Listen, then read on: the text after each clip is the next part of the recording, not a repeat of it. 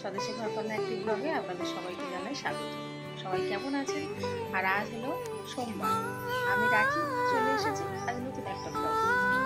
তো জানেন আমার প্রথমে একবার পা ভেঙে গেছে, সে পা সেরেও এসেছে, এবারে আবার পড়ে গিয়ে পা ভেঙে গেছে।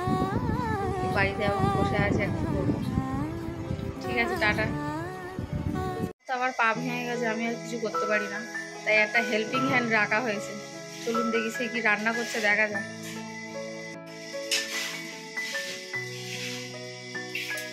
কি করছো তুমি? পুতলি ভাজা ভাত হয়ে গেছে আর ওদিক তরকারি ফুটছে। বাবা মিনি খুব ভালো, বুঝলে, খুব সুন্দর রান্নাও করে।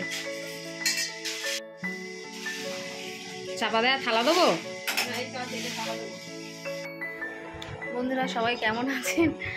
আর ডেলি এখন ভিডিও কন্টিনিউ করতে পারছি না, কারণ আপনাদের সাথে শেয়ার করা হয়নি। আমার পা যেটা ভাঙা ছিল সেটা 5 মাসের মাথায় আবার ভেঙে গেছে। একদম পায়ে যেখানে ভাঙা দিল সেই জায়গা থেকে ভেঙে গেছে। এখন বাড়িতে তাই বেড রেস্টে আছি। আর ডাক্তারও দেখিয়েছি, বললো বেড রেস্টে থাকতে, আর ওষুধপত্র দিয়েছে, পায়ের একটা বেল্ট দিয়েছে, সেটাও পরে আছি। আর আজকের আবার যাব হসপিটালে ডাক্তার দেখাতে। আপনাদের সঙ্গে শেয়ার করছি পায়ের অবস্থাটা, দেখুন শুধু একবার। এই দেখুন পায়ের অবস্থা, এই যে এরকম একটা পায়ে পুরো বেল্ট লাগানো আছে, পায়ের একদম এই পাটা পুরো এখান থেকে এই বেল্টটা লাগানো এই পর্যন্ত। এটা সবসময় পরে থাকতে বলেছে, আর ওষুধগুলো ঠিক টাইম মতন খাওয়া দাওয়া করতে বলেছে। কি করব, পায়ের এখন এই অবস্থা, সারাদিন পুরো বসে বসেই কেটে যাচ্ছে। হসপিটালে যাবো, আবার পা ভেঙে গেছে। যে পা ভাঙা ছিল সেই পা আবার ভেঙে গেছে। সকাল 7টার মতো বাজে এখন, আর ব্রেকফাস্ট নিয়ে বসে গেছি। কারণ কি বলুন তো, আজ যাব নীলরতন হসপিটালে। অ্যাকচুয়ালি আমি প্রাইভেটে ডাক্তার দেখিয়েছি, তাও অনেকে পরামর্শ দিচ্ছে যে একবার অন্তত হসপিটাল থেকে দেখিয়ে আসতে, ওখানকার ডাক্তার কি বলে। সকালবেলা তাই ব্রেকফাস্ট করে নিচ্ছি। দুধ কর্নফ্লেক্স নিয়েছি, আর অল্প কিছু ড্রাই ফ্রুট ছিল সেগুলো নিয়ে নিয়েছি। আর অ্যাকচুয়ালি আমি তো হেঁটে মানে রাস্তা পর্যন্ত গিয়ে গাড়িতে উঠবো সেরকম অবস্থা নেই, তাই আমি র্যাপিডো বুক করেছি। র্যাপিডো করে যাব নীলরতন হসপিটালে। বুক করা অলরেডি হয়ে গেছে, তাই ব্রেকফাস্টটা সেরে নিচ্ছি। এক্ষুনি হয়তো 10 মিনিটের মধ্যে এসে যাবে। আর আমার মাও আমার সাথে যাবে। মা কিন্তু যাবে ট্রেনে, সোনারপুর থেকে ট্রেন ধরবে, উনি শিয়ালদাতে নেমে আমার জন্য দাঁড়িয়ে থাকবে হসপিটালের মধ্যে, যেখানে ডাক্তার দেখাবো। তাই আমি আগে খাওয়া দাওয়াটা সেরে নিচ্ছি। এই যে আমার মাও যাবে, মা কিন্তু যাবে ট্রেনে। আর এই যে আমার র্যাপিডো এসে গেছে, আমি গাড়িতে উঠে গেছি। আর এই জায়গাটা তো আপনারা সবাই চেনেন, সায়েন্স সিটির সামনে দিয়ে যাচ্ছি এখন।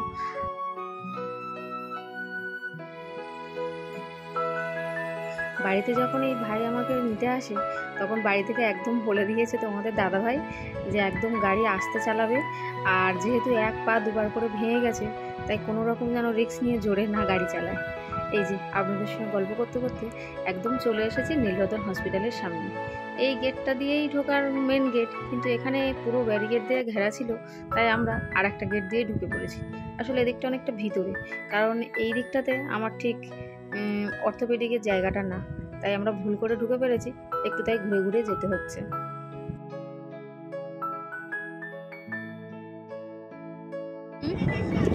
ওই সাইডে অর্থোপেডিক, আমি এখান থেকে হেঁটে আস্তে আস্তে যাচ্ছি। ভিড় কত বাবা। এই যে ডাক্তার দেখিয়ে চলে এসেছি শিয়ালদার কাছাকাছি।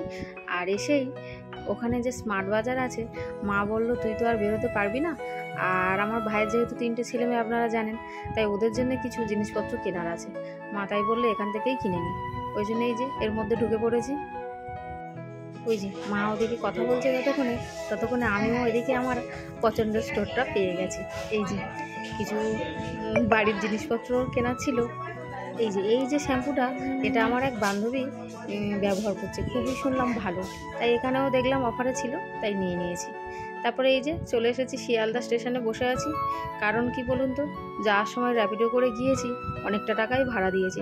তাই মাকে বললাম, মা তুমি যেহেতু সাথে আছো, তাই আর যাওয়ার সময় র্যাপিডো করে যাব না, তাই ট্রেনে করেই চলে এসি। তারপরে এই যে বাড়িতে চলে এসেছে এই যে কী জিনিসপত্রগুলো কিনলাম, তাই আপনাদের সাথে শেয়ার করছি।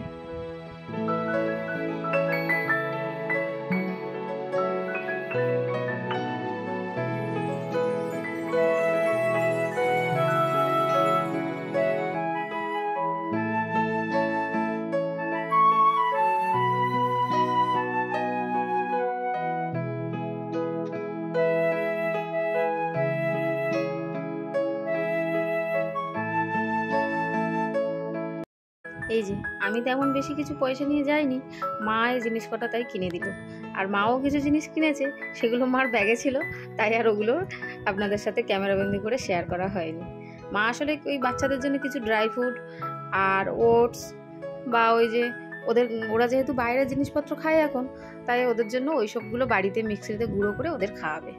তাই ওগুলো মার ব্যাগের মধ্যেই ঢোকানো আছে, ওগুলো আর ক্যামেরাবন্দি করলাম না। আর এই শ্যাম্পুটা ভীষণই ভালো শুনেছি, তাই এই শ্যাম্পুটা কিনেই নিয়ে আসলাম। চলুন, অনেকক্ষণ সময় হয়ে গেছে, এবার খাওয়া দাওয়া করে নিতে হবে। এই যে আমাদের রান্না করে রেখে চলে গেছে মাছের ঝোল, আর এই টিফিন বক্সে আছে কুদলি ভাজা আর দিকে ডাল।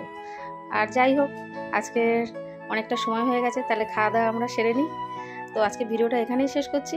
সবাই ভালো থাকবেন, সুস্থ থাকবেন, সাবধানে থাকবেন। আর আজকের ব্লগটা কেমন লাগলো সেটা আমাকে অবশ্যই কমেন্টে জানাবেন। আর ভালো লাগলে একটা লাইক করে দেবেন। দেখা হবে খুবই শিগগিরই পরের একটা ব্লগে। টাটা বন্ধুরা।